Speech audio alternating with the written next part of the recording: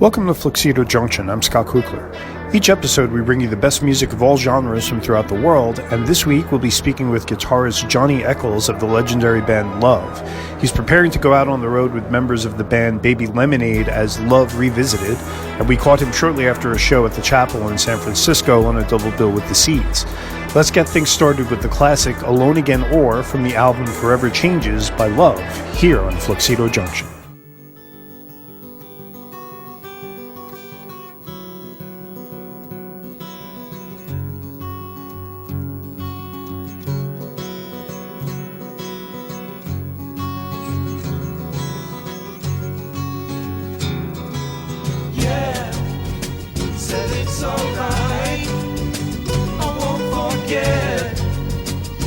Times I've waited patiently for you, and you'll do just what you choose to do, and I will be alone again tonight, my dear.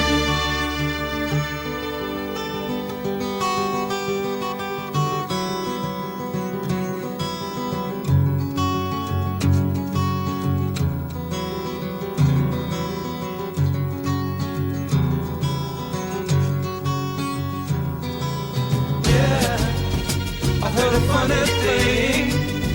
Somebody said to me, you know that I could be in love with almost everyone. I think that people are the greatest fun, and I will be alone again tonight, my dear.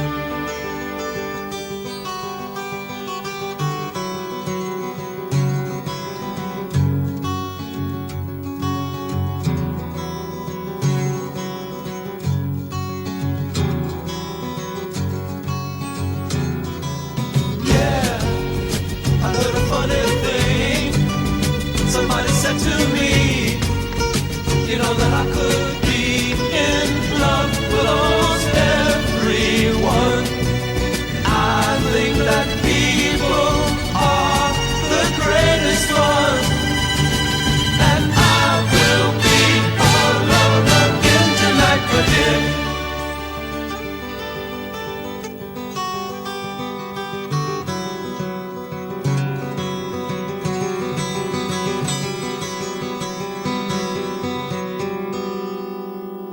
All right, cool. So let's jump right into it. I'd like to start, if I may, with I want to jump back to the late 90s because the band that you're performing with and doing the live shows with, including these upcoming dates in the UK, is largely made up of the guys from Baby Lemonade that had been playing with Arthur around that time. Is that correct? That's correct. Okay, so I saw that band actually with Arthur. At the time, I was an A&R guy at Koch Records, and Arthur had just gotten released and was doing a date in New York before he went over to do some UK dates, I think. And I wanted desperately to try and do some sort of recording with him, so I spoke with whoever his manager was at the time, and he arranged for me to go see that band at the Bowery Ballroom. And this is after having been almost a lifelong fan of the band and that music, and thinking I was never going to get the chance to see any of it live. So I got hooked up with tickets for that show, and the manager told me Well, first thing I wanted to know was, will I get to meet Arthur afterwards and talk to him about maybe doing some recording? And he said, well, it depends. He said, you don't know which Arthur you're going to get. He was like, it could be an amazing show or it could be a terrible show. And depending on how the show goes, depends on whether or not you'll get to talk to him. And I went to the show, and it was amazing. It was one of the best live shows I ever saw. And Arthur was in great form, but I was particularly blown away by the band. I didn't know anything about those guys. And their ability to handle that material live just absolutely blew me away. I haven't had the privilege of seeing you perform with them, but I have to imagine that it's stepped up even an additional notch with you as part of the lineup. How is it that you hooked up with these guys and kept the whole thing going up to this point, if you don't mind going into that? No, and around, let's see, it was 2003 that I came back on board. Arthur and I had, of course, been talking over the years, and when he got out of prison, I was supposed to come back and start playing immediately, but I had some other commitments, so I couldn't join them. But in 2003, I think I played a couple of gigs, and then 2004 we went on tour with the Zombies, and so I remained with them from then on. And a couple of shows in the interim I missed, for, as I said, I had other commitments, but no, we've been together, and we played together with Arthur, and these guys are wonderful, wonderful musicians and just great human beings, and they do the music spot on, and they come prepared every time to the gigs, and they just are really fantastic people, so it's been a joy and a blessing just to be able to continue and carry forth with the music of love. Well, it really is a blessing that you guys have done as many shows as you have, and you're continuing to do for the duration of this final tour. It makes me think of almost like Steely Dan, because that was a band that was renowned for never really playing live during their initial success. I mean, I guess after their first album, they toured, and then they became strictly a studio outfit. And then when they sort of reconvened in the 90s, they started touring like crazy. And Love, of course, while you guys always played live, you didn't really tour that much in the 60s. I know there was a New York date here or there, but for the most part, you kept it pretty regional for the live shows. So the privilege of being able to see you perform this music now is something that I think a lot of your fans never thought they were going to have access to. Yeah, we thought we probably wouldn't be doing that much. You see, we lived, in the 60s was a different time. People kind of romanticized the 60s, but it was, as far as live music for an interracial group, it was really tough because we could only basically play on the West Coast and East Coast. Like, we would get bookings to play in places in the South and sometimes in the Midwest and Middle America. And when the promoters found out the racial makeup of the group, they either wanted us to play to segregated audiences and that kind of nonsense. So we at a point just stopped even accepting gigs because we didn't know. We had, gotten ourselves to the venue and brought all of our equipment, and then we get there, and then there's a problem, and we don't get to play, and we put out all this money to tour, so to get there, so we had decided that maybe it's best that we just play on the East Coast and West Coast, and sometimes in places like Chicago, and as far south as Florida is about as far south as we got, but Florida and Texas were the only southern states that we could play in. So that's interesting. I don't think I've ever heard that part of the story addressed, the fact that it was an integrated band and the challenges of touring with an integrated band at that time. Honestly, it never even occurred to me. That's amazing. Mm-hmm, yeah, it's weird. You think of it now and think, oh, that couldn't have happened in America, but it happened to us. And you see, we had a different thing because of the way Arthur and I were raised. Arthur and I go back, our families go back to before our parents were even born. I mean, we were from Memphis, and so they go back way, way back. And we were raised in that we weren't we're not going to put up with that bullshit. You know, we just didn't. And Jimi Hendrix and Sly Stone and a few others, they were older than us, and they knew how to handle that kind of thing. And their management was you know, able to kind of ameliorate certain situations where basically Arthur and I were running the show, and we just would not, you know, we would not budge and make any accommodations for that kind of nonsense. So we just had a problem touring, as I said, because of that.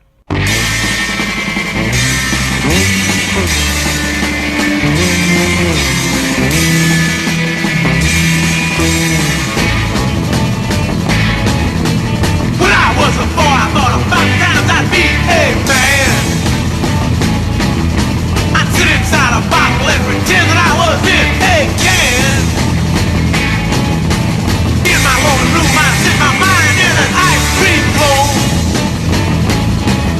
You can throw me if you want, 'cause I'm a bone and I go boop, bip, bip, boop, bip, bip, yeah!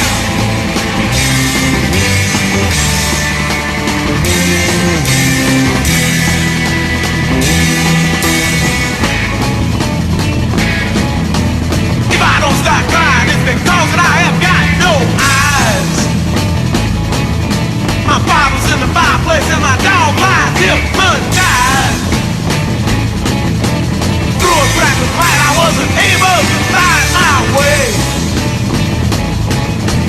Trapped inside a night, but I'm a day and I go boop, bip, bip, boop, bip, bip, yeah!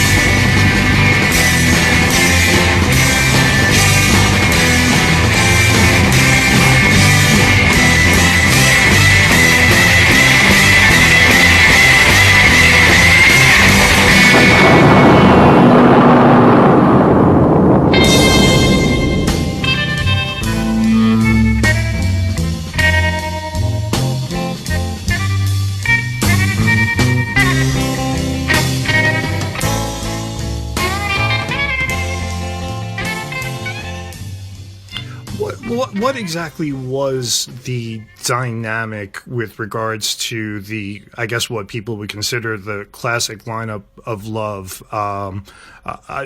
We always hear that Arthur, you know, he was calling shots in the studio, and you can listen to some outtakes on the reissued Forever Changes and hear him giving studio direction. But when it came to just preparing the material and writing the material and arranging everything, I get the impression that it was a slightly more of a democratic process than we've been led to believe. Absolutely, it was democratic. First of all, Arthur wasn't a musician. Okay, Arthur played very little. He played a little bit of keyboard. I mean, he played organ as long as when the key is C, he could play. But he was not a guitar player at all back then. So every bit of music that you hear on any of our albums was created by the group. You know, so I can go back a little bit and let you understand how it formed. Billy Preston and I went to high school together, and we were friends with Henry Vestine of Canned Heat. And so we had a group, and we were playing weddings, bar mitzvahs, and we played frat parties just about every week. And we were playing an assembly at school. And Arthur, who at that time was an athlete, he was on the basketball team, and he was doing really well, a star basketball player. Anyway, he came down to the assembly and saw us playing. And he just, you know, being my friend, he asked if he could join the group. And I said, dude, you can't play an instrument. But he could play bongo drums and congos. And Arthur had this magnetic personality, so even though the other guys in the group were not too happy with us adding another, because we had to pay him, and Billy and Henry. So anyway, Arthur came on board, and we started playing, you know, and continuing what we were doing. Well, Billy left because Billy had a burgeoning gospel career, and so he left the group, and so it was Arthur and me, and then later Henry left because he was really blues oriented and wanted to hook up with some blues guys. So now it's Arthur and me, and I learned after we've continued playing that Arthur had this personality that was infective, and the people in the audience really dug that. And I didn't even know he could sing. As I said, we were friends all this time, and I didn't know Arthur could sing. And then he showed me some of his poetry. He had been writing poetry for years, and we started putting his poetry to music, and that's basically how it started. We were the Grassroots for many years. Well, not many years, but for years we were the Grassroots, and we traveled up and down the coast playing, and we were, doing really, really well as the Grassroots. And then one night we were playing at the Brave New World in Hollywood, and Lou Adler came, and he had, had a bit to drink. And he was outside talking to Brian and I, who were on break. And he was telling us how he was going to make us into the next Beatles and all of this that he was going to do with this group. And anyway, Brian, it was time for us to go back, and play. And Brian said, why don't you contact our manager and speak to him about this? And I guess that was the wrong thing to say, because Lou just blew it. And, he went off and said, "You'll never work in this town again," and other kind of cliche things. And anyway, we went back and played and didn't think any more about it. And then a couple of months later, one of the people, the regulars at the club, came down and said, "Wow, we heard your record." And she said it was Mr. Jones. That's what she said. "Mr. Jones, we don't have any record called Mr. Jones." And she says, "Yeah, they're playing it on the radio." And so we found out that Lou Adler had decided to go up to the San Francisco area and get a bunch of studio musicians and call them the Grassroots. He did so knowing that the people that were coming to see us, every night, which was a whole lot of people, would immediately think it was us and go out and buy the record. And that's what they did, and it became a hit. And we were told that we could probably win it in court because we had the poor man's copyright, where you get a registered letter and you send it to yourself, and if you don't open it, the judge opens it and sees that you have prior claim. But after speaking with lawyers, we decided it would cost way more money than it was worth. So we came up with a new name, Love. And that happened because Arthur used to work at a place called Love Braziers, L-U-V, Braziers in Hollywood. And so we were driving by it one day. We saw a billboard that said Love Braziers. And I was telling Brian the story about Arthur working there. And we started laughing and kind of poking at him a little bit, a little good-natured humor. And Brian said, "Wow, that would make a great name for a group." And so we talked about it and decided that instead of L-U-V, we'd be L-O-V-E. And that's how it happened. And that's how we became Love. And as I said, Arthur was a magnificent poet, but he had little to nothing to do with the music itself other than saying, "Well, I like that," or "I don't like that." So that's how we basically put songs together. We would play them and show stuff to him and say, we'd play the chords and the basic ideas, and Arthur would say, "No, I don't like that," or "What about this? I like that." So basically he's telling us what he likes and what he doesn't like, but that was the extent of his musical involvement.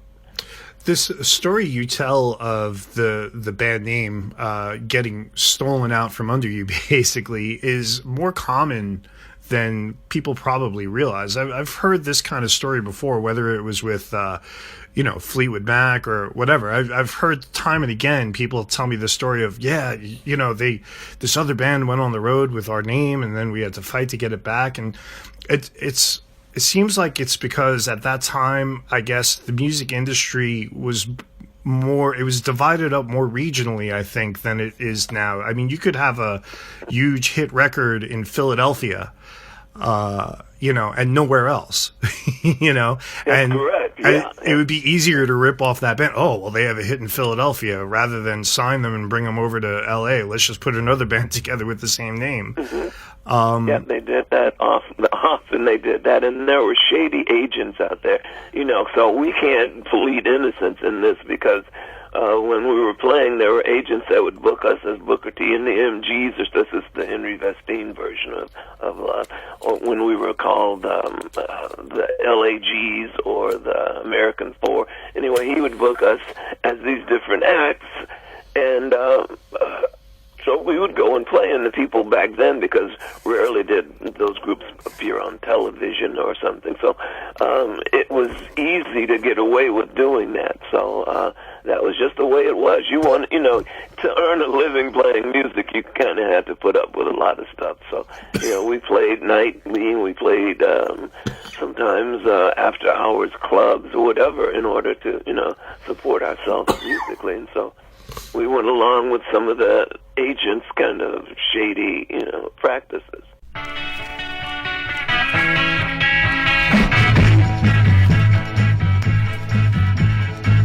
went to Georgia, I went to Florida, I went to Mississippi, tripped in Mississippi, but now I'll be sorry.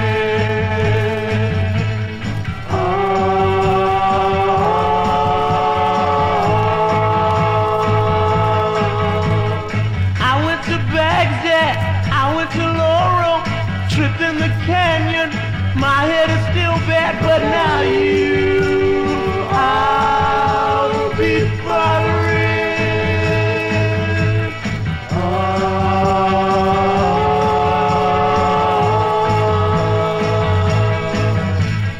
I went to Johnny, I went to Conquer. One of them told me that he was holding, but now I'll be following.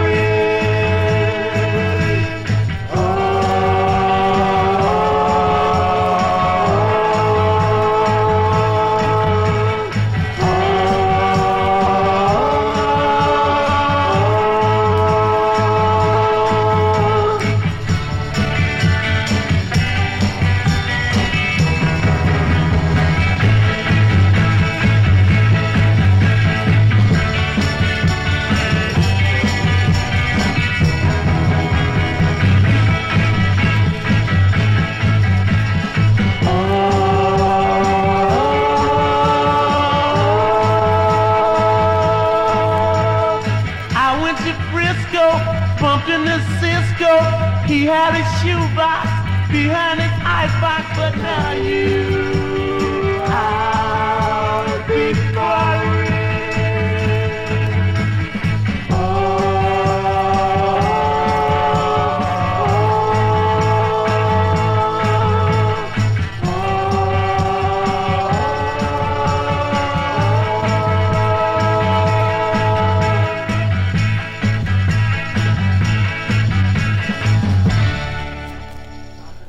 How does it feel to have written and played on and recorded music that has cast such a long shadow, such a big footprint from those records, and it probably didn't happen right away? I'm thinking of other examples, groups like maybe the Velvet Underground, where it was only later on that people started rediscovering this music and it ascended to this legendary status. Was that strange for you, where all of a sudden there must have been a point where you started hearing from younger fans or people that you never expected to hear from years later, like, wow, why all of a sudden is this happening? Did that coincide with like being reissued on CD or just the advent of the internet and things like that? I think the internet had a lot to do with it, but it was surreal. All of a sudden, just out of nowhere, people and younger people are inquiring about the music, and I'm getting queries from people, and they're wanting interviews, and they're wanting to talk about the music, and agents and promoters wanting to book the group. At that point, Arthur had gone to prison for a gun violation, and we had talked, and Kenny and Brian were still alive, obviously, at that point, and we would talk about getting back together and playing. And so we would, kind of get together and rehearse, and we had, really, we were planning to do it, and then just out of the blue, we find out that Kenny has a brain tumor, and that it was something that he would not survive, so he passed away. And then Brian and I still talked about it and talked about doing a benefit thing, because at that time, that was in 98, 99, Arthur was still in prison, and we were going to play a benefit and bring the remaining members back. That would have been Snoopy and Michael Stewart Ware and myself and Brian and play. And then Brian was giving an interview with Kevin Delaney and Christmas, and he just died. He had a heart attack and died in the restaurant while giving the interview. Wow. And so, wow, this is incredible. And so, and then with Arthur in prison, everything just, stopped. But I was still getting queries from people. Why don't you guys come and play? I said, well, there are not many guys left. There's just me, Snoopy, and Michael. And people were interested in booking that lineup. But I thought, no, I can't do that. And so I waited. And when Arthur got out, we talked and talked and talked. And, we had some issues, because there were some financial issues and things that were happening, especially now that we're receiving all of, this attention. Records are selling, and the record companies are, I think there's like 12 different incarnations or releases of Forever Changes or Forever Changes with Da Capo or whatever. And so money was coming in, and, I, of course, wanted to receive my due, and so I had to work that out and to get together with the people, because Arthur had made financial arrangements with people while in prison, and that I didn't know about, and so it took a while to straighten that out, and once we did, and we got back together with the guys from Baby Lemonade, whom Arthur had played with in the 90s, like 94 or so. And we started playing again, and the audience was so responsive and receptive, and it's just amazing. As I said, it's surreal to think that something you did that long ago would have that kind of impact on people, and this whole new generation, besides the older people. Like, we just played a couple of days ago at the chapel in San Francisco, along with the Seeds, and we had a humongous crowd there. It's a rather large venue, and it has an upstairs, and also it has a side place where there's a bar, and we filled up that whole place, the venue itself, and we still had people waiting outside to get in. So there is, a hunger for the type of music from that era, and so we are going to continue until, we're no longer able to do it, because it's fun, and getting to travel and getting to see places like, before, when we'd go to places in Europe or Italy or Greece. I recall we were right across from the Acropolis, and I can see the Parthenon from my window, and yet we never walked across the street to see it.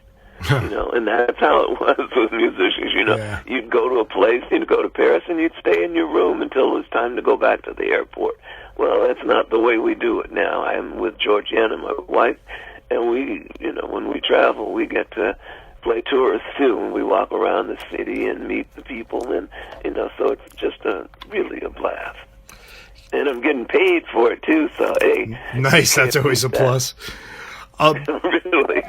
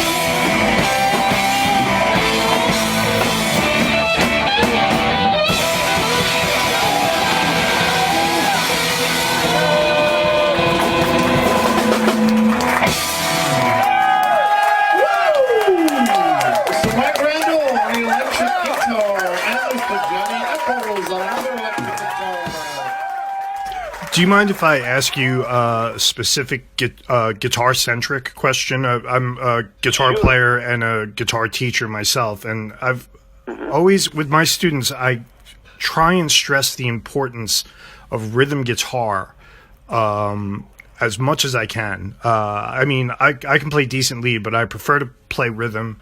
And when I think about certain guitar players and their role in a band, in between one or two other guitar players, I'm fascinated by the process of how that melts together. Did you have to change anything about your playing style when you were working on an idea that Arthur had as opposed to maybe an idea that Brian came in with?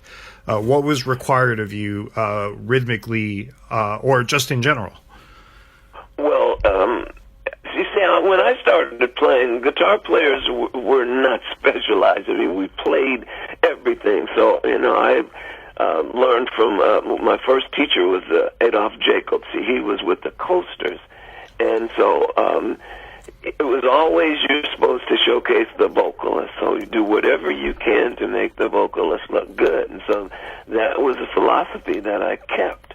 And it was rather easy doing Arthur's stuff, because he basically just, he would say, I like this or I don't like that, as I mentioned before.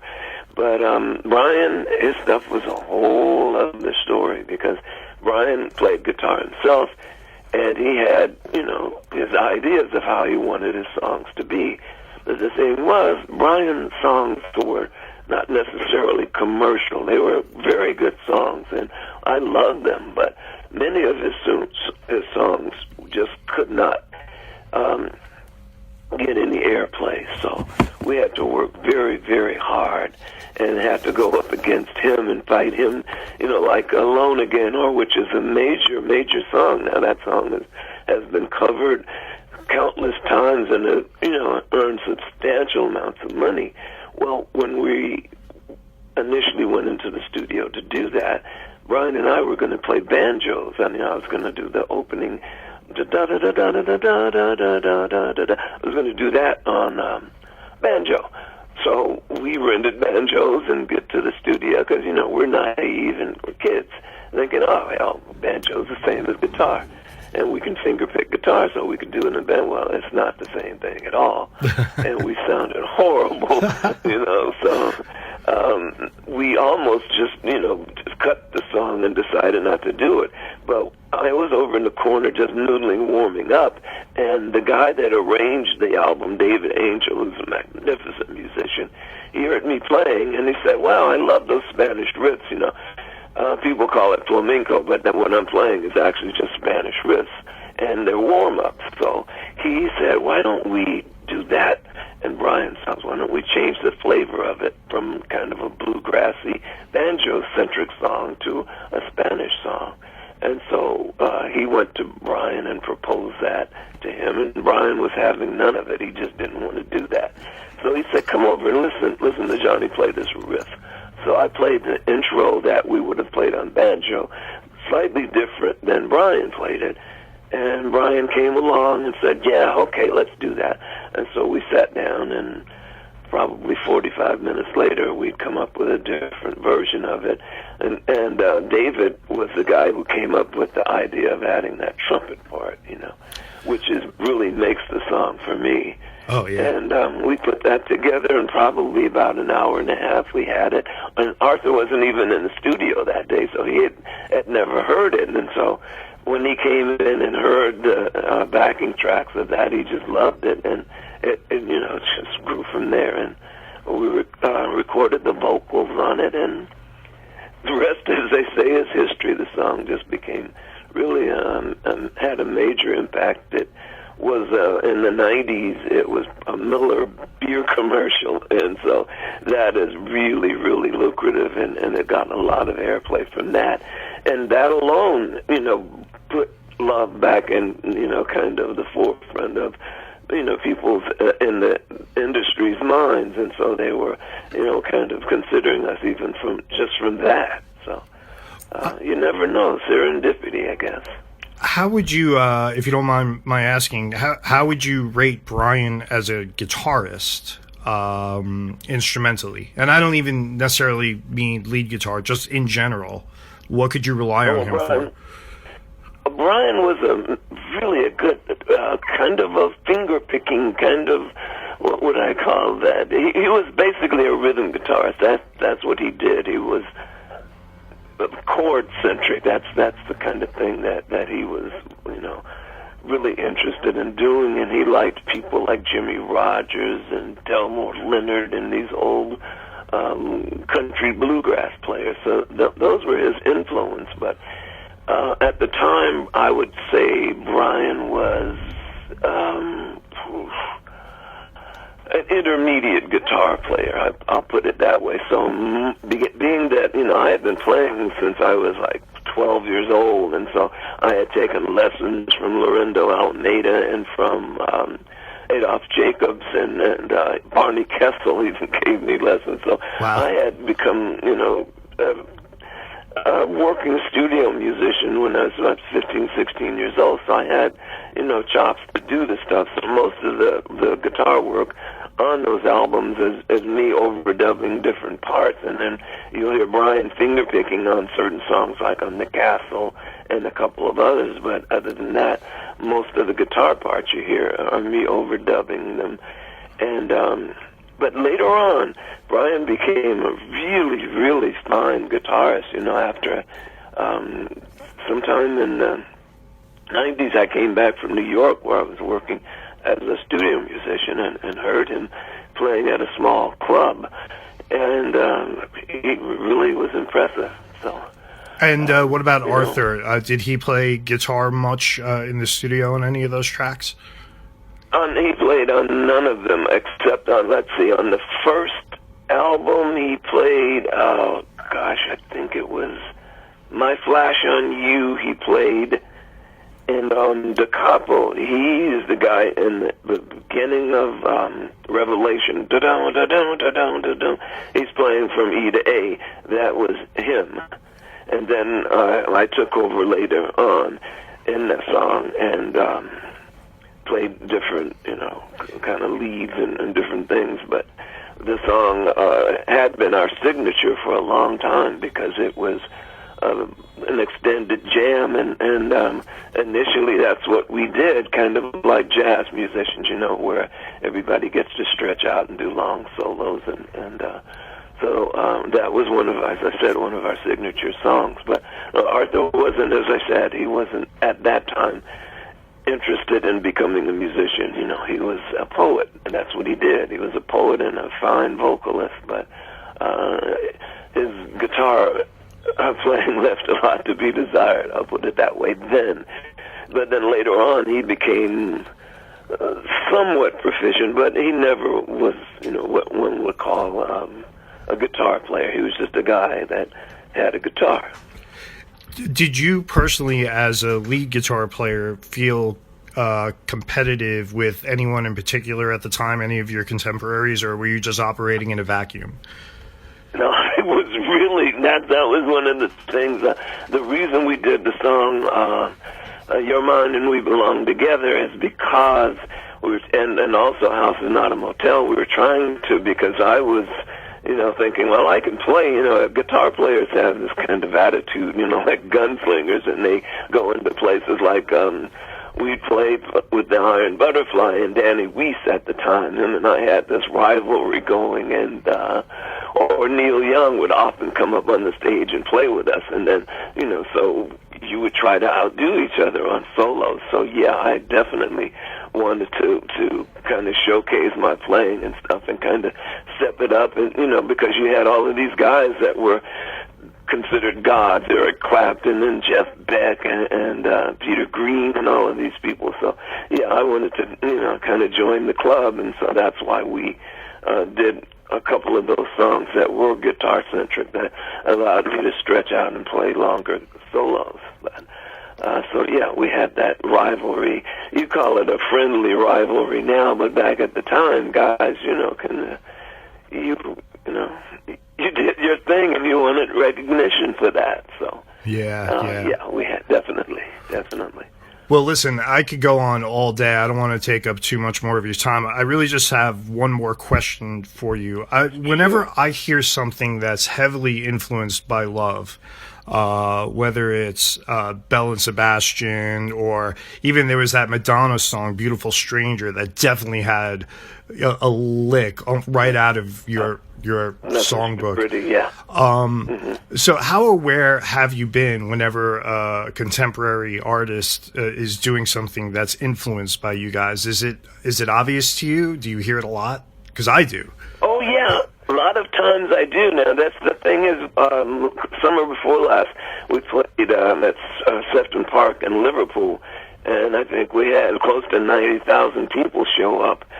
And there were the guys from Echo and the Bunnymen and a lot of the local musicians from Liverpool that I hadn't really heard of, but of course I'd heard of Echo and the Bunnymen.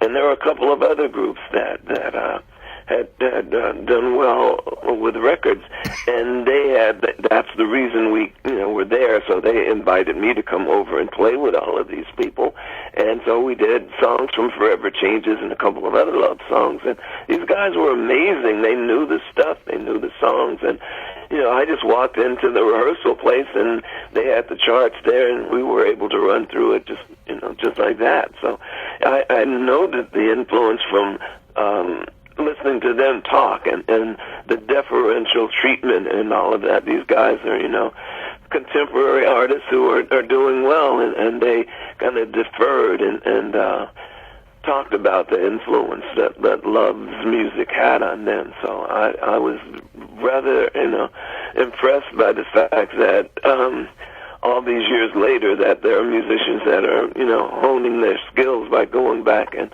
to the roots of music and listen to how this came about or how that came about. So, because I'm not a fan of rap. So, whenever I hear musicians actually playing music and getting on stage and playing, I'm a fan of that. So. Well, ladies and gentlemen, it's a special evening. You know all about it. When I was a kid, I was very heavily influenced by the music of Arthur Lee and Love, and we're very pleased to say that tonight we have the guitarist who played on some of those major songs. Would you welcome Johnny Echols?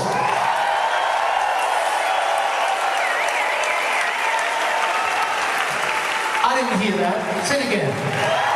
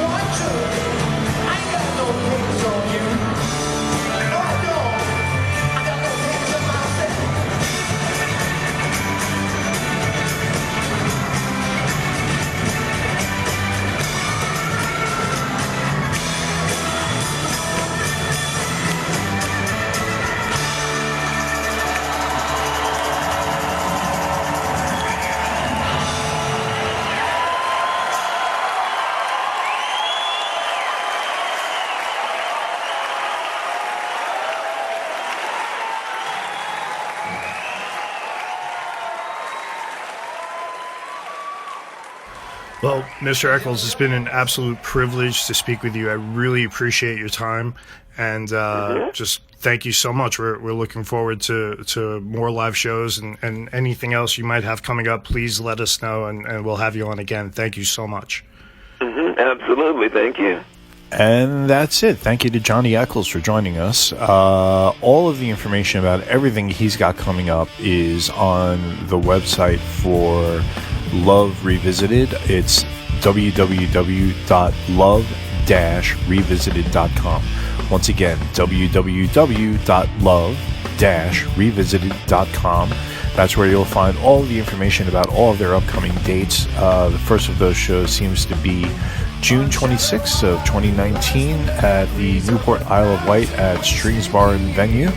And then after that, they're in Brighton, Liverpool, Glasgow, Leeds. They're all over the place throughout the summer. It's their farewell UK tour, so definitely make a point of catching it if you can get to the UK. Hopefully we'll see some more US dates scattered in between here or there, like the ones they just did at the Chapel in San Francisco the other night with the Seeds. Once again, really privileged and honored to have been able to speak with Mr. Echols. So once again, I want to thank him for joining us. My name's Scott Kukler.